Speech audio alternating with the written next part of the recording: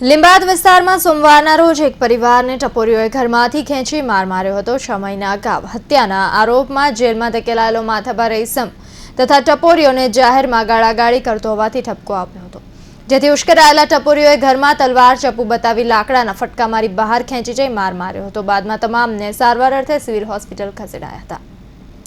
લીંબાદ માનસરોવર આવાસમાં રહેતા રાજકુમાર રામવિલાસ વર્મા, કિરણબેન અને ઇન્દુબેન રાજકુમારની માતાએ સોમવારના રોજ બપોરના અરસામાં ટપોરીઓએ ઘરમાં ઘૂસી બહાર ખેંચી લાવ્યા હતા।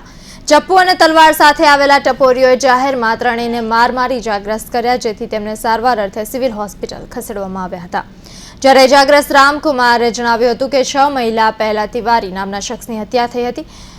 તેના આરોપમાં સતીશ વિજય દુબે જેલમાં હતો। 4 દિવસથી તે છૂટી આવ્યો હતો અને તેના મિત્રો સાથે જાહેરમાં ગાળાગાળી કરતો હતો, જેથી તેને અંગે ઠપકો આપવામાં આવ્યો અને ત્યારબાદ ઠપકાનો રોષ રાખી સતીશ, માઇકલ અને 25 જેટલા ઇસમો ઘરમાં ઘૂસી ગયા અને બધાને જાહેરમાં ખેંચી જઈ માર માર્યો। જ્યારે સિવિલ હોસ્પિટલ દાખલ કરાયેલા તમામ ઇજાગ્રસ્તોને કસ્ટડીમાં લેવામાં આવ્યા હતા। માર મારનારની જગ્યાએ માર ખાનારા ઇજાગ્રસ્તોને કસ્ટડીમાં લેવામાં આવ્યા હતા। Bureau report, NTV news, Surat.